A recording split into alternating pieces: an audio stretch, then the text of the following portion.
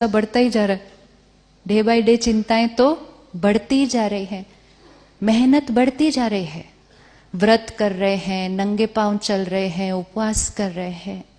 वैसे एक बात बताना, आपको लगता है भगवान को अच्छा लगता होगा जब हम ये सब करते होंगे? अगर वो पेरेंट है, हम गैस कर रहे हैं, I don't know what's right और रॉन्ग, वी गेसिंग। आप पेरेंट हैं, आपको अच्छा लगेगा कि आपका बच्चा पूरा दिन खाना नहीं खाएगा तो? हाँ जी, नहीं ना। और आपको अच्छा लगेगा आपका बच्चा नंगे पांव 1000 सीढ़ियां चढ़ता ही जाए, उसके पैरों में से खून निकल के आ रहा है, लेकिन वो आपको खुश करने के लिए 1000 सीढ़ियां चढ़े, आपको अच्छा लगेगा? जो चीज आपको अच्छी नहीं लगेगी ना,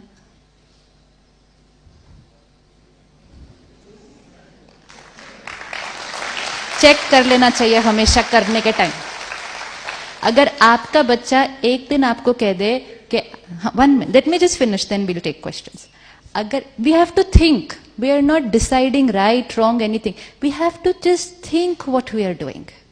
We were doing everything for purification, right? Purify करना था हमने अपने आप को, लेकिन purify किसको करना था हमने?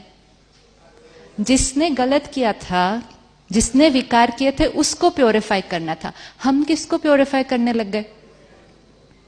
व्रत रखना अच्छी बात है, एक दिन खाना नहीं खाएंगे, वेरी गुड, लेकिन उससे क्या ठीक होगा? Detoxification of the body. हमें डिटॉक्सिफिकेशन किसकी करनी थी? सोल की। खाना नहीं खाने से शरीर की क्लेंजिंग हो सकती है, लेकिन खाना नहीं खाने से आत्मा की क्लेंजिंग कैसी होगी? आत्मा तो और ही उस दिन थोड़ी थोड़ी ऐसे ऐसे हो रही होती है, कब 9 बजे तो कब खाना खाऊं। और फिर अगर किसी और को कोई अच्छी चीज खाते हुए देख लिया, होता है नहीं होता? 9 दिन नवरात्रे होते हैं तो 9वें दिन 12 बजे, विच मीन्स आत्मा के संस्कार कहां चेंज हुआ? वो तो सिर्फ एक हट की तरह 9 दिन उस नियम को पालन किया। प्योरिफिकेशन अगर हुआ होता तो फिर 9वें दिन के बाद आपको वो चीज खाने का मन ही नहीं करना चाहिए फिर। लेकिन ये तो वेट करते हैं कब 12 बजे और कब हम उस चीज को खाएं। तो प्योरिफिकेशन किसका करना था? आत्मा का करना था। लेकिन क्योंकि हम भूल गए थे मैं आत्मा हूं, हमें क्या लगा मैं कौन हूं, तो हमने किसकी प्योरिफिकेशन करनी शुरू कर दी? हमने सोचा शरीर को तकलीफ देंगे, कष्ट देंगे तो इसकी प्योरिफिकेशन हो जाएगी। लेकिन पाप इसने नहीं किए थे।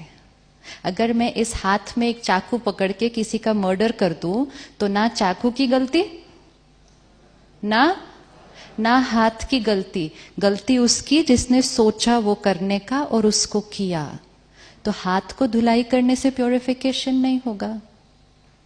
फिर हम गए गंगा स्नान करने, श्रद्धा से, भावना से गए, डुबकी लगाई, बाहर निकले, शुद्धिकरण हो गया, शुद्धिकरण हो गया। We have to think. और जिसकी डुबकी लगाई थी उसकी तो रोज ही लगाते हैं घर पे। शुद्धिकरण किसका होना चाहिए था? कि गया कोई और था, संस्कार बदल के वापस आए, तब शुद्धिकरण हुआ। हवन किया हमने अपने घर पे, आहुति डाली ना। आहुति डालते टाइम क्या बोलते हैं?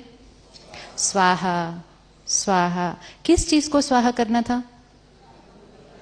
किसको स्वाहा करना था? मेरे गुस्से का स्वाहा, मेरी चिंता का स्वाहा, और फाइनली एंड में थाली में सब कुछ जो बचा सबका स्वाहा। लेकिन हमने सिर्फ किसका स्वाहा किया? जितना हम बॉडी कॉन्शियस हो गए तो हमने सारी चीजें भी कैसे करनी शुरू कर दी? सिर्फ फिजिकल फिजिकल फिजिकल। इसलिए रिचुअल्स वर वेरी एक्यूरेट, लेकिन they were meant for the purification of the soul. लेकिन हम आत्मा कुछ और सोच रही है, हवन कर रहे हैं, सोच रहे हैं वो आया कि नहीं आया, वो क्यों नहीं आया, उसके हवन पे तो मैं गया था, वो ऑफिस के लिए लेट हो रहा है, पंडित जी का हवन खत्म ही नहीं होता, पंडित जी जल्दी करो, देर हो रही है, हाफ डे की छुट्टी ली थी सिर्फ। ये प्योरिफिकेशन नहीं हो रहा है, ये प्योरिफिकेशन नहीं हो रहा है, ये सिर्फ नियम पालन हो रहा है।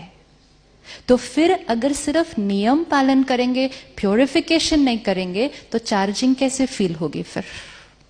और इसीलिए चार्जिंग नहीं फील हो रही है। अब प्योरिफिकेशन किसका करना है सिर्फ?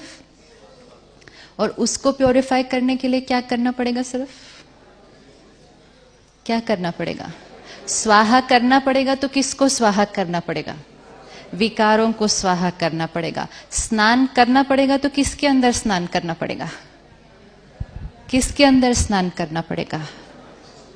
गंगा स्नान करना होता है ना। तो गंगा स्नान मतलब ज्ञान रूपी गंगा के अंदर रोज डुबकी लगानी।